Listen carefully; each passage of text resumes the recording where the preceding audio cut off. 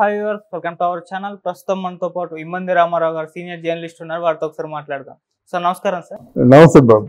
Sir పిఠాపురంలో పవన్ కళ్యాణ్ గారు గెలవగానే మనం చూస్తున్నాం కొన్ని ఫొటోస్ బయటకు రావడం వల్ల ఫ్యామిలీస్, అందులో ముఖ్యంగా అకిరానందన్ ఫొటోస్ అయితే సోషల్ మీడియాలో తెగ వైరల్ అయిపోతున్నాయి. సార్ అంటే పవన్ కళ్యాణ్ గారి విక్టరీ సెలబ్రేషన్స్ అప్పుడు ఆయన ఉండడం పక్కకే, అండ్ చంద్రబాబు నాయుడు గారికి కూడా పవన్ కళ్యాణ్ గారు ఆయన్ని కల్పించని చూస్తాం. ఇప్పుడు మళ్ళీ ప్రధాని మోదీ గారి దగ్గర కూడా అకిరానందన్ తీసుకెళ్లి పరిచయం చేయడం, ఇవన్నీ కూడా చూస్తున్నాం. తొందరలో పవన్ కళ్యాణ్ గారు అకిరానందన్ కూడా సినిమా ఇండస్ట్రీకి పరిచయం చేస్తారు అని చెప్పేసి కూడా వార్తలు ఈ విధంగా పవన్ కళ్యాణ్ గారు అభిమానులు అయితే మాట్లాడుకోవడం చూస్తున్నాం. సో ఏం చెప్తారు సార్? చాలా మంచి స్పందించామండి. ఎందుకంటే కొంచెం గుండెల్లో ఓ బరువు, కళ్ళల్లో నీళ్లు వచ్చాయన్నమాట.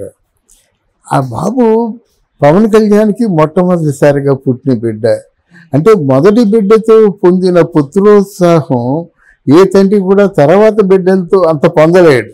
ఓకే, తనకి ప్రతిరూపం కదా మొదటి బిడ్డ, అలా పెంచుకున్నాడు. పెంచుకొని దాన్ని తగ్గట్టుగా పవన్ కళ్యాణ్ రెండో భార్య కూడా అపురూపంగా పిల్లల్ని పెంచింది, సంస్కార భరితంగా పిల్లల్ని పెంచింది. ఆ ఆద్య కానీ అకిరా కానీ అన్ని విధాల అంటే ఫస్ట్గా ఉండేలా చేసింది.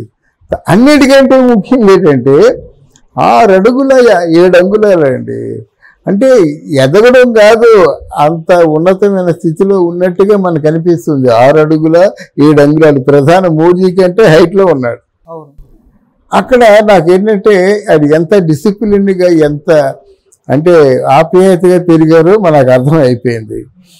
ఇక్కడ పవన్ కళ్యాణ్ చేసిన చాలా మంచి పని ఏంటంటే విజయోత్సవ సభలో ఈయన కూడా కొడుకు అకీరా కూడా రావడం, పాలు పంచుకోవడం. అలాగే అన్నా లిజినో అని కొడుకు అంటే కొడుకుగా చూడడం. అదే ముందు భార్యకు పుట్టాడు కదా అని ఆయన్ని ద్వేషించకుండా కొడుకులా చేపట్టుకొని నడిపించడం చూడడం కూడా చాలా కన్నుల పండుగగా ఉంది. రెండవది ఏంటంటే పవన్ కళ్యాణ్ భార్యతో కలిపి చంద్రబాబు నాయుడు దగ్గర రావచ్చు, ఆయన అలా కాదు, కొడుకుని కూడా తీసుకొచ్చి ఆ కొడుకు షేక్ హ్యాండ్ ఇస్తుంటే ఆయన మందలించి కాళ్ళకు నమస్కారం పెట్టన్నాడు. సంస్కారం అదండి. తల్లిదండ్రులకు చెప్పతే ఆ కాళ్ళకి ఎందుకు నమస్కారం చేస్తాడు, హాలో అంటాడు, అంతే కదా. ఈయన ఇంతవరకు సంపాదించుకున్న మంచితనం అంతా గంగలో కొట్టుకుపోద్ది హలో అనగానే.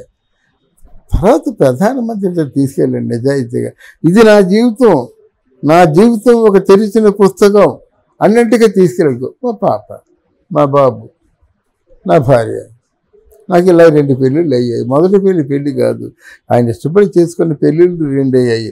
ఇష్టపడి పవన్ కళ్యాణ్ని ఆవిడ చేసుకుంది కాబట్టి, పవన్ కళ్యాణ్ చేసుకున్నాడు కాబట్టి అంత మదన పడుతున్నారు.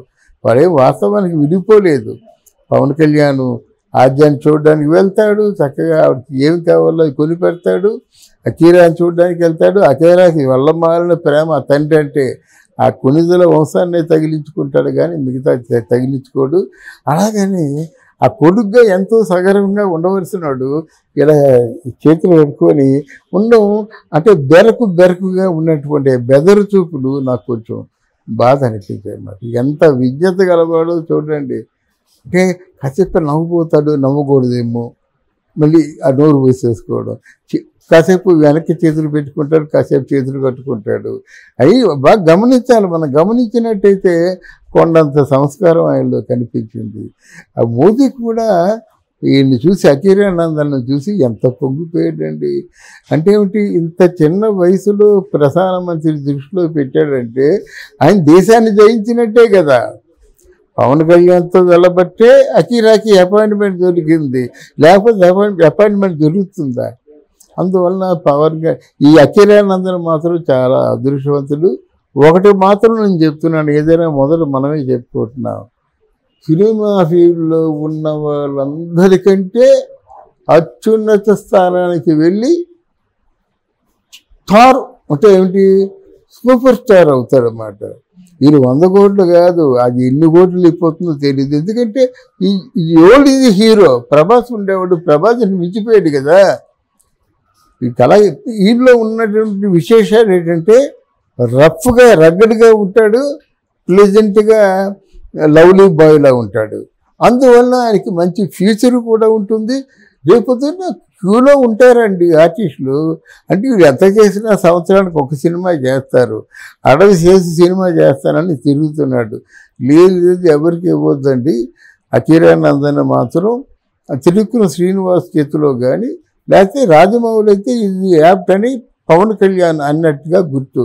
చిరంజీవి కూడా రాజమౌళికే ఇవ్వండి, నా ఆబ్లిగేషన్ కింద ఆయన డేట్స్ తీసుకుంటా అని చెప్పాడు. రాజమౌళి మరి మహేష్ బాబు సినిమా తీస్తే ఎలాగిస్తారంటే రాజమౌళికి కూడా ఈ బాబు ఇష్టం అంట, రాజమౌళి ఫాదర్ కూడా అకిరానందన్ ఇష్టం అంట. అందువల్ల అకిరానందన్ చుట్టూ రేపు పొద్దున్న ఎంతమంది ప్రొడ్యూసర్లు ఉంటారో చూడండి. కోట్లు రెమ్యునరేషన్ దాటిపోతాడు. ముఖ్యంగా వినయం, విధేయత, సంస్కారం ఇవన్నీ కలిసి వచ్చాయన్నమాట. తర్వాతే పవన్ కళ్యాణ్ భార్య రేణు దేశాయ్ కూడా నిజంగా ఈసరికి నేను ఆయన పక్కన నుంచున్నదాన్ని, దురదృష్టవంతురాలి. అన్నం కూడా కొంచెం కళ్ళ మండిలు తిరిగాయి అన్నమాట. అయితే డివోర్స్ ఇచ్చినప్పుడు కూడా భర్త గురించి ఒక తప్పుడు మాట వస్తే ఒప్పుకోదే, ఎవరైనా తప్పుగా మాట్లాడితే ఒప్పుకోదే. పవన్కి మా ఇద్దరి మధ్య ఎన్నైనా ఇష్యూలు ఉండొచ్చు, కానీ నా భర్త ఏం చేశాడు, నిజాయితీపరుడు. ఆయనకి డబ్బు మీద ఆశ లేదు, ఆయనకి ఇల్లు వాకిలి పిల్లలు పిల్లలు పట్టరు. ఆయనకి పట్టిందంతా ప్రజలకు సేవ చేద్దాం అనుకోవడమే, అదే చేశాడు. ఆయన కష్టమే ఈరోజు ఒడ్డెక్కించింది, అలాంటివి చేసింది. ఆయన పడ్డ కష్టమే ఈరోజు ఎంతమంది చేసింది. ఆ మాట రేణు దేశాయ్ చెప్పింది, అంజనాదేవి కూడా చెప్పింది, వాళ్ళ అమ్మ. అందువల్ల ఈ వైభవం అంటే ఏమిటండి, ప్రధానమంత్రి పవన్జీ మై క్యా కరు అంటున్నాడు. ఇప్పుడు నన్ను ఏం చేయమంటే అంటున్నాడు అన్నమాట. వీరు వైసీపీ వారు మొదటి నుంచి పుకార్లు పుట్టించేవారు కదా, అలాగే అదిగో చంద్రబాబు నాయుడు మనలో కలిసిపోతున్నాడు. వాళ్ళకి ఆ దరిద్రకే వదలలేదు. నేను అడిగప్పుడు చెప్పాను కదా, ఎలా కలుస్తారండి చంద్రబాబు నాయుడు పార్టీలో ముగ్గురు పొత్తులో ఉన్నప్పుడు డెఫినెట్గా ముగ్గురు కలిసే ఉండాలి. వీళ్ళకి కష్టం వస్తే వాళ్ళు ఆదాయించాలి, వాళ్ళకి కష్టం వస్తే వీళ్ళు ఆదాయించాలి అని చెప్పాను కదా, అదే జరిగింది. సినిమాల్లోకి ఎప్పుడు ఎంట్రీ ఇచ్చే ఛాన్స్ ఉందంటారు? బహుశా 20 years రావాలి. ఇప్పుడు 20 years రావాలి. తర్వాత చిన్నాళ్ళ చేతిలో మాత్రం పెట్టరండి. అడవి శేషు కాదు, కానీ ఒక వెటరన్ డైరెక్టర్ రాజమౌళి. రాజమౌళి కంటే ఈలోగా ఎవరైనా పెద్ద హిట్ ఇస్తే వాళ్ళకి కావాల్సిన డబ్బే కదా కావాల్సింది. ఇప్పుడు అంతకుముందు కొత్తగా సినిమా తీసేవాళ్ళు ఎదురిచ్చేవారు, కొంతమందికి 5-10 ఇచ్చేవారు. ఇప్పుడు అఖిరానందన్కి అలా కాదు కదా, ఆల్మోస్ట్ చాలా 50 కోట్లు ఇచ్చారని సిద్ధంగా ఉన్నారు.